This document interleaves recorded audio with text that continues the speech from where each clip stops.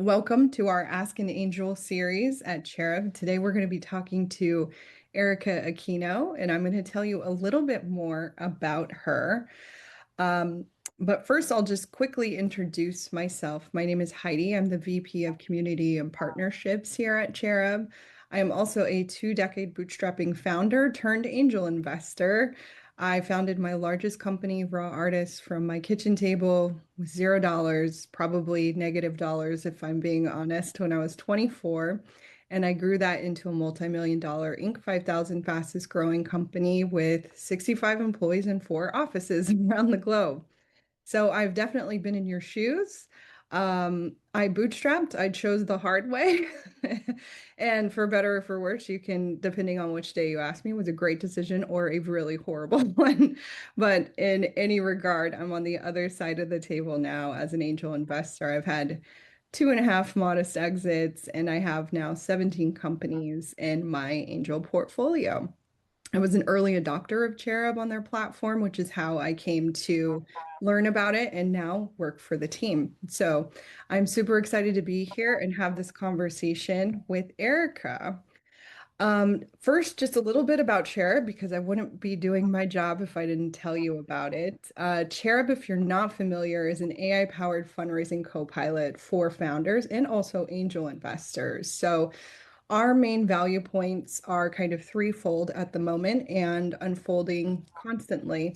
We're building lots of cool stuff. So we allow founders to set up kind of a one-stop shop for all of their fundraising assets, anything from your pitch deck to your data room, your pitch videos and private links on a beautiful one page that you can send to people either within our platform or outside of our platform. We also track all of the data and analytics on who's looking at your deck, much like DocSend. You can cancel that if you join Cherub, where these people lingered.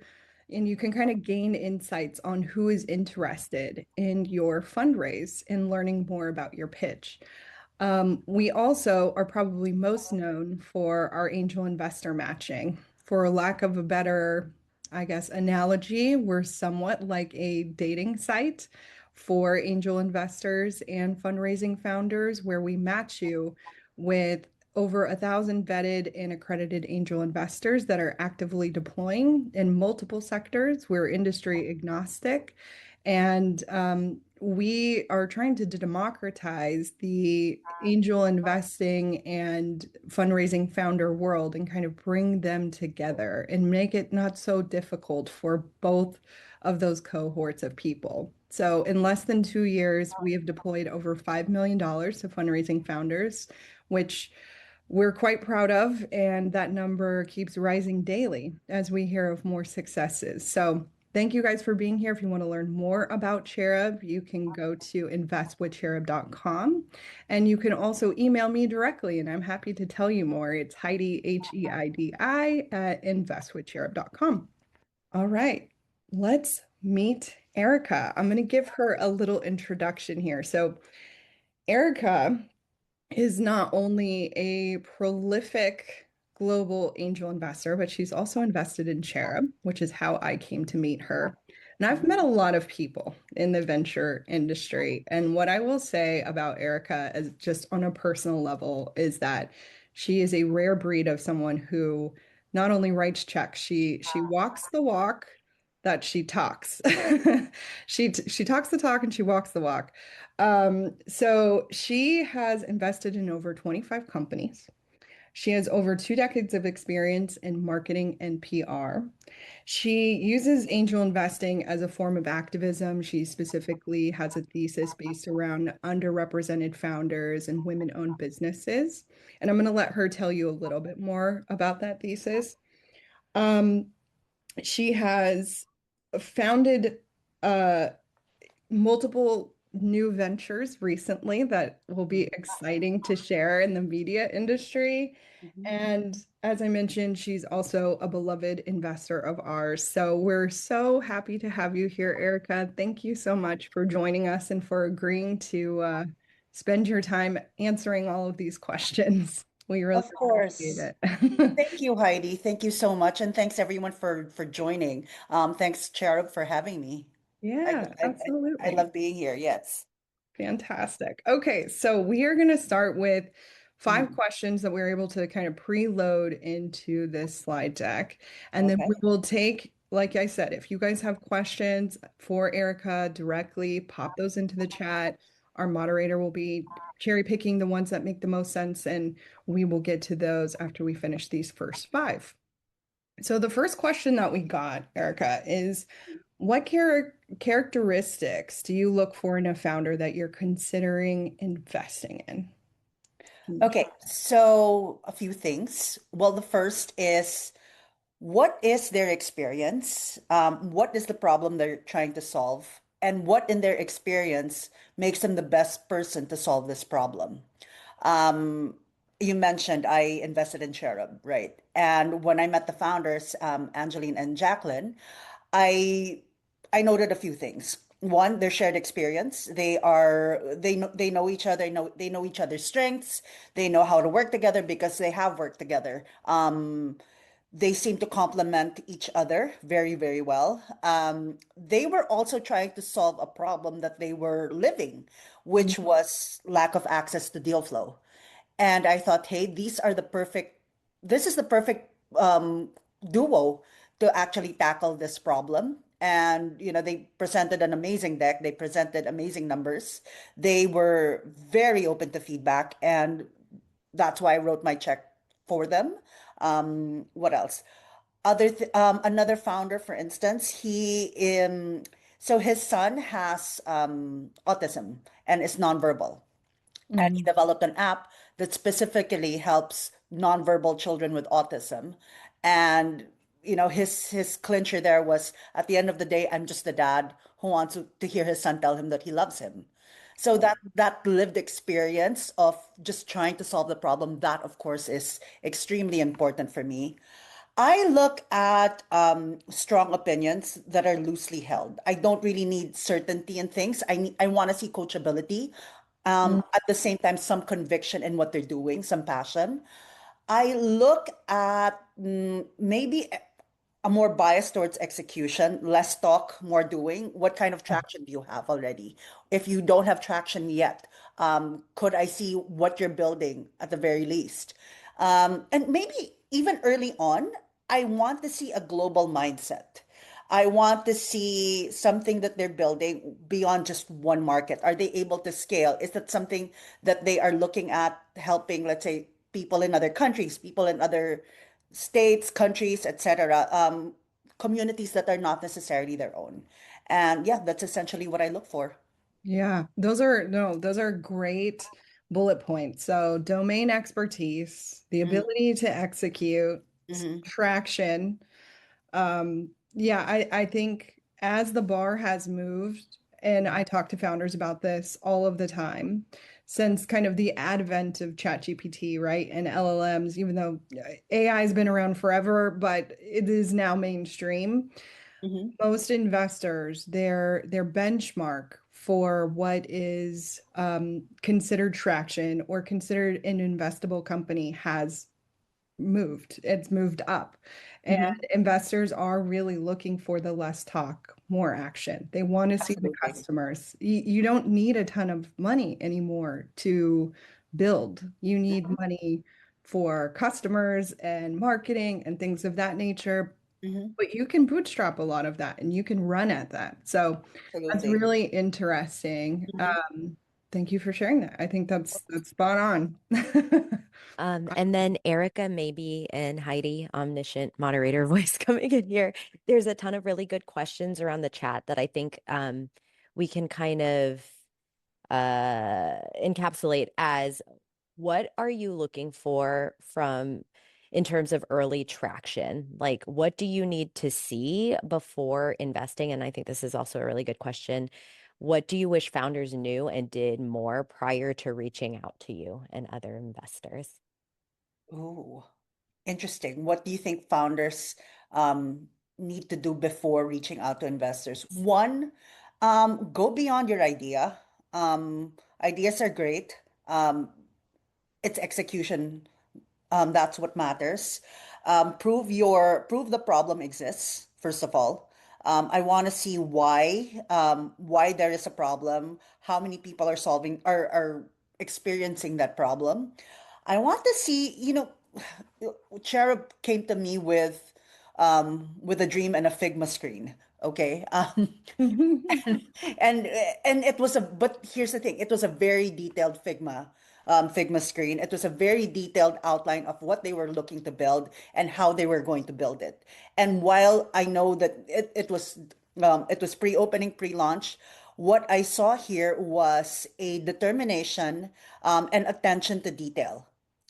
They were very clear on what they were trying to build, and I could see the vision behind it. So if you are still in that pre-revenue stage, the pre-launch stage, I would probably look at being so detailed that you get the investor very excited to invest in you. Hmm. Again, talk is cheap. Execution is everything. And that execution comes in detailed, detailed screenshots, a detailed path to profitability, very detailed go-to-market strategy that can sorry, let me backtrack there. When I say detailed, at least there's some clear-cut way of how they do this, but there's some openness as well to experiments, etc. For companies with revenue, obviously, I want to see that growth. I want to see that minimum viable product, etc. But yeah, I mean that's usually a what investors look for. Yeah, showing that they, have thought through these things, Absolutely, right? Like been you really. thoughtful, taken the time to sit down Mhm. and really like crunched through what this Mhm. could possibly look like, for sure. Absolutely, absolutely. And I don't want to paint that picture for them. They have to paint it for me if they want me to invest in them. Right. Mhm. Got it. Okay. Are there any red flags when it comes to evaluating a company that are immediately a no for you? Okay, so a lot of things. I and maybe this is not something very common, but I like to do a vibe check, but with me and the founder. Um, I want to see that there's alignment in values, in the mission, and in the vision for the brand. I want Another red flag is one challenge. There is some defensiveness or some ignorance or Mm, just not basically not knowing their numbers and not knowing their business altogether. That's a big red flag for me. Ooh, burning without discipline. That's another one. mhm. You're spending like you're on Series B, but you're on pre-seed. I mean, come on, please. Yeah. I want to see that the clear breakdown of the investment that they're gonna get. Oh, also ethical shortcuts. I am a very, very high proponent of, if I don't believe in your ethics, I will not invest in you. And I've seen that. I've seen that around. And one basic thing, actually, and maybe this is my vanity, but I would prefer someone who researched me and, to show that they're not wasting my time, they're not wasting their time. Just an example, I know of someone who pitched to my chief of staff. And, by the way, this person uh, did a cold outreach via LinkedIn, I think. Via LinkedIn, yes, if I remember correctly. So this person reached out via LinkedIn, and I told him, okay, please speak to my chief of staff. And once they were pitching, they actually asked, "So what are you anyway? Are you an angel investor or a supplier?" Or I mean, take note, he reached out. So some flattery in the form of research gets you everywhere because one, you're not wasting my time, you're not wasting your time, and you can Right. tailor the pitch based on what you find. And I am very easily Googleable. Other investors can be searched on the internet. Just do your Mhm. research. Yeah, know who you're talking to perhaps before you Mhm. can pitch them. Yeah, I get seriously. I get pitches on LinkedIn all the time and it's the same thing. And it's just like, wow, okay, if you can't pay attention to who I am and what I do or even bother to read, where I am currently working or what I'm currently doing, how do I trust that you have the, I don't know, detail orientation to run a company, right? I don't know how Yep. I can trust you with my check if you can't read a simple bio. So yeah, understandable there. Okay. Why do you choose to invest in companies that you do? Are there one or two indicators that are automatic yeses for you? Okay, so as mentioned, I usually invest in women or underserved founders around the globe. I am location agnostic, but I invest in four pillars: that's sustainability, wellness, future of work, and education. Of course, those are very loose terms, and if I align with the mission of the founder, obviously that's how I invest. I actually have a team in place to kind of vet things for me. I have two chiefs of staff that do the initial interview, and then I have a fractional CFO that lives and breathes the data room. I mean, I could go on the data room, but it will probably take me a week, where she does it in 2 hours. But strong indicators for me, well, one, it's I'm looking for painkillers and not vitamins. These are Mhm. solutions to the problems that the person is trying to solve, and not just, oh, this is, a little band-aid here and there. No, I'm looking for the painkiller. I'm looking to hit the source where it is. Um, I'm looking for actually a clear line of sight to scale. While it evolves, I know there should be a very clear understanding of what the market is like, the external factors that come into play that can contribute to the growth. Basically, the wind behind their sails. Do they Mm. understand that market well enough? And also, honestly, if I can add some unfair value to this, like let's say, what kind of network does the founder have? What can I contribute as well? What partnerships do they have in place already? Do they have global expansion in mind, etc.? Those are some of the things that I look at. So yeah, I hope that helps. Yeah, okay. Absolutely. Yeah, painkillers they sell better than vitamins, right? Because of human nature. We all want to kill our pain. So I can relate to that one as Mhm, well. mhm. Okay. And I think, how did you start angel investing? What inspired you to do so? Okay, so I actually started angel investing not that long ago, but I think it's more of it started with my dad actually. So my dad was a very early stage entrepreneur, tech entrepreneur. His company is now 21 years old, back in the Philippines, and we've been doing quite well for ourselves. Now, he started angel investing and started consulting me. And I was sort of his unpaid advisor, so to speak, looking what's out there, what can we do to help, et cetera, et cetera. Now he got sick, and he I'm kind of took over things strategically for him. But my brother and I actually said, "Hey, let's continue what Pop started. Mm, Um, you know, let's support the underdog." Um, he had this prayer at the dinner table where he said, "Please grant us more blessings so we could give opportunities to others." It's not so we can give to others or whatever. It's provide opportunities for others. And angel investing is at the heart of that. While it's one of the things in our portfolio, it's what we're noisiest about. mm, If we have the opportunity to help solve a problem that people are currently facing, then we'll jump right at it. We also come from the Philippines. I don't know if you know this, but it's actually the most disaster-ridden country in the world. And I've personally seen floods, typhoons, volcanic eruptions, and earthquakes, and so much so that it's kind of it doesn't faze me anymore, honestly. okay. And if I see a solution for sustainability, if I see a solution that can ease the pain of others, then I will back that solution. Yeah.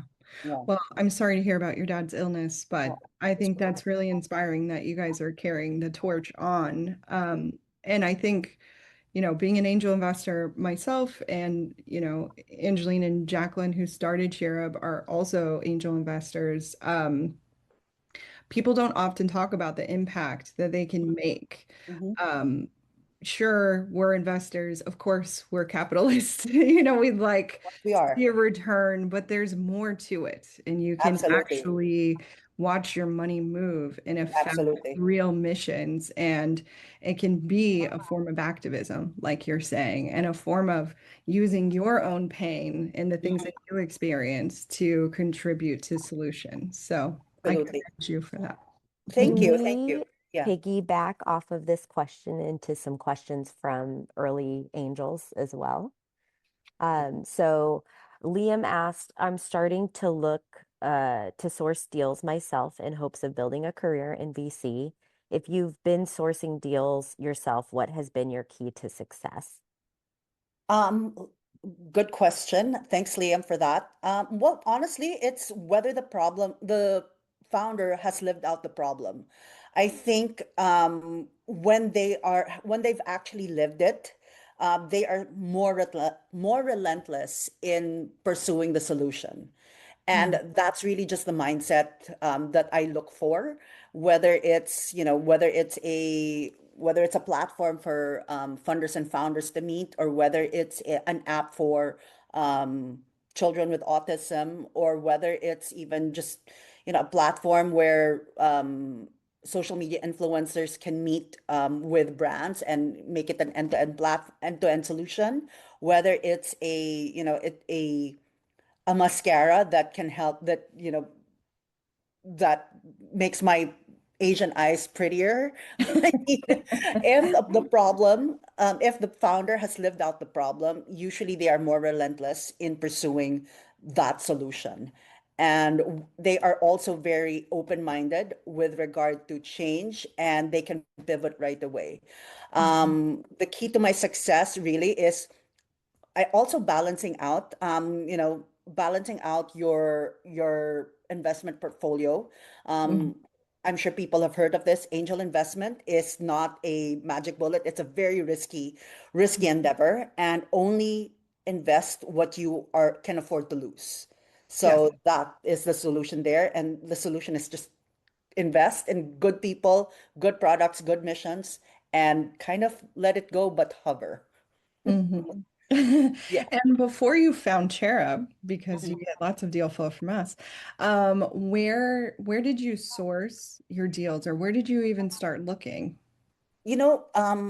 Funny if you start saying, "Oh, I do angel investment," They come to you. it kind of avalanches from there.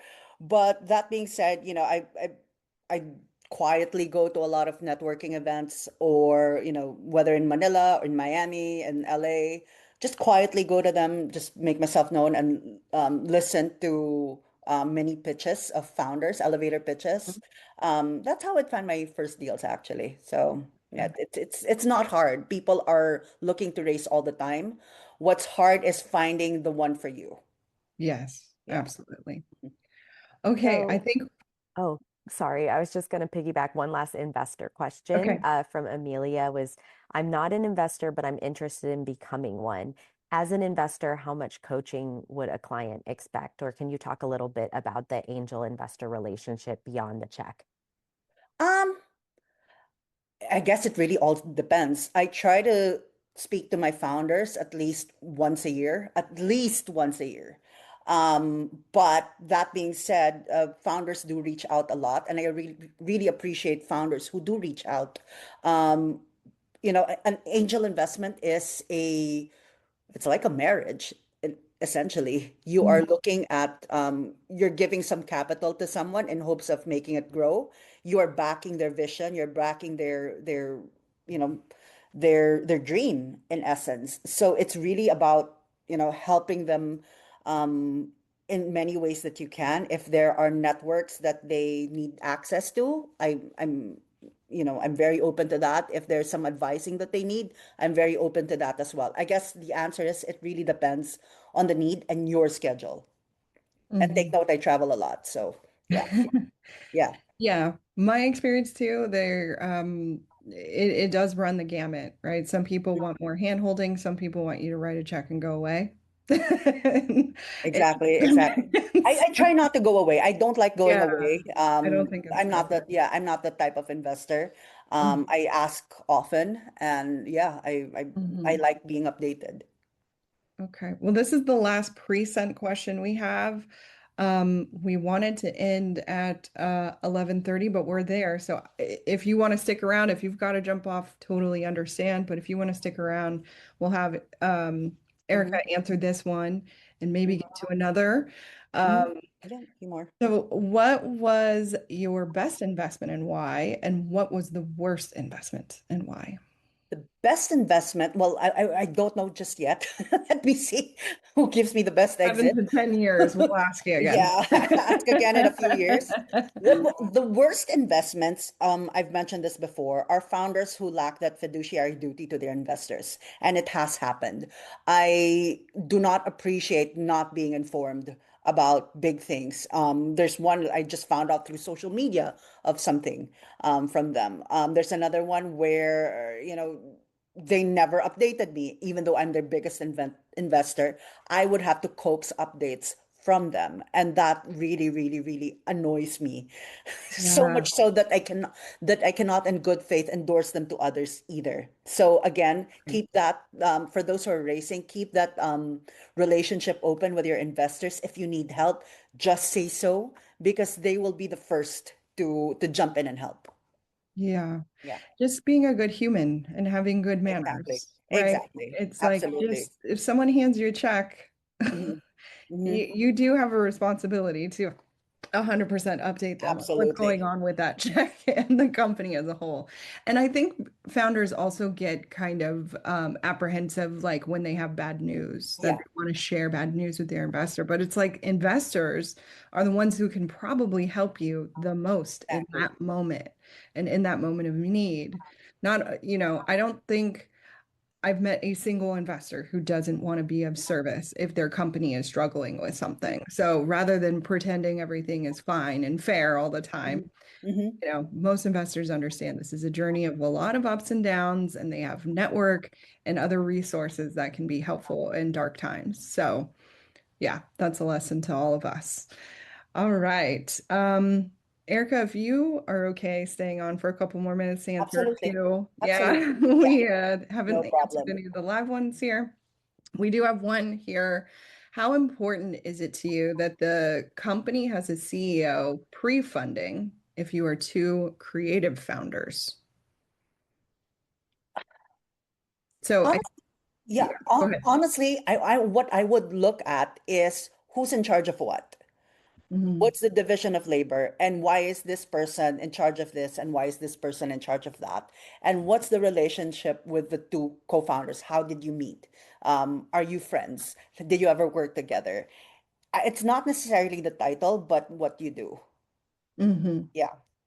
Yeah, absolutely. Hmm. And a lot of founders that are partners, as you mentioned, that is a marriage in itself. So you want to make sure that they are compatible Hmm. and that they can go the test of time because they Hmm. will be tested.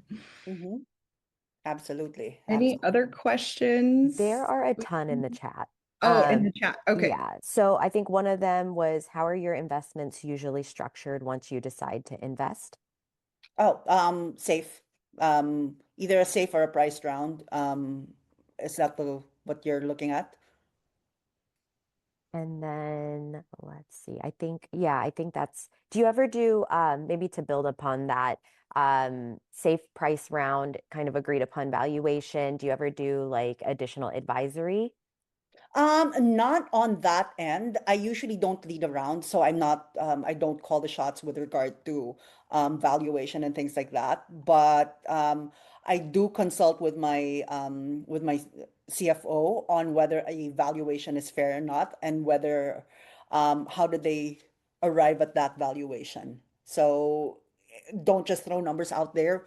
Mhm. Good investors do the research, or they have people who who can do this for them. My weakness is the data room, as I've mentioned. So as with good founders, I've complemented my skill set with someone else who has another skill set. So yeah. Got it. And then a lot of the questions that remain are kind of around backing early founders, right, as an angel. So I think this was a good question is when you back a founder early, what tells you they'll be able to hold complexity as the company grows, not just execute the first idea? I think um, it's their ability to listen and react to feedback. If they become, that's my early indicator. Like if they're so defensive, like no, but this is my way, and I'll do it this way first. Blah blah blah. That for me is a little. It's kind of a red flag. Wait, what does what? Like I'm looking at the chat as well. Um, It's yeah, that coachability. yeah, You want to coachability, see. velocity as well with regard to their actions. How fast can they pivot? How fast can they execute? How fast can they realize that something is wrong? And how fast can they pivot? It's not, although not, sorry, let me let me backtrack. It's not necessarily just fast, but how much have they thought through things there? That's and how fast, how quickly can they turn it around? Yeah, And how can they turn it around well? I guess that's my thing there. got it. Hmm. And then I think maybe the last question again around early investing, and I know you touched on it briefly, but I think it'll just be helpful for founders to hear and articulate, Hmm. especially as an angel who's investing in the pre-seed stage. Hmm. Companies that are riskier, what do you want to see? Many of us need capital to scale and convert, so it becomes chicken or the egg situation. What makes you ultimately invest? What makes me invest? So a couple of things. One, yes, it may be risky, but what's the problem you're trying to solve anyway? And is your solution, have you tested out your solution in a way that, have you done some research? There are ways to do this for free. And I think um, again, how complex is the problem you're trying to solve? What's the complexity of the thing that you're trying to build? And can you do it in stages? That's one thing I look for. Another thing, yeah, chicken or egg, but I would probably say if you cannot prove your path to revenue, um, and if you don't have that clear-cut path, that for me is a little bit of a red flag. If you say, oh, I'm going to 0 to 50 million in the first year, and trust me, some people have said that, I'll be a little wary. Or even zero, I mean, there has to be that clear path, that clear go-to-market strategy that can be pliable, but not, at least I can see how they're going to tackle things. It's realistic. Very, And very yeah, I realistic. think too for pre-seed, sometimes waitlist and things of that nature show some Yeah, traction, absolutely. depending on how big you've grown your network or community, if you're pre-revenue or you haven't even done like a beta test, right? How much distribution do you have, just perhaps as the founder? Some people have Yeah. more than others. There's a few things, but like you said, they're free. Some of these things are free to prove out and to Mhm. show traction before you have Absolutely. metric traction. Metric traction. I like numbers. I like Yeah. the hard numbers, and I like actual proof versus Mhm. studies have said, or uh, what people. So the problem is that people don't think that this is so and so. I mean, okay, which people and what did they Yeah, actually say? So I need proof behind your claims. right, right, absolutely. Well, Erica, this has been super informative and very helpful. Thank you so much for your time. You're welcome. We are so just honored to have you on our cap table as well as a part of Cherub as a member. As I mentioned, Erica is on Cherub and is actively sourcing and looking at deals from the site. So if you are interested in shooting your shot with her, you should consider joining Cherub. You can go to www.investwithcherub.com or email me directly, Heidi, Heidi, at investwithcherub.com. And please join us next month if you're an angel investor or an aspiring one. We Mhm. are hosting another webinar on February 18th at 11 a.m. Teaching you how to invest from your IRA in partnership with Alto. So we will show you all those things. And thank you again. Thank you to all of you guys for your questions, for sending them in advance, and then also giving us some live ones to work with. We hope this was helpful. Thanks so much for your time, everybody. Thanks, everyone. Bye bye.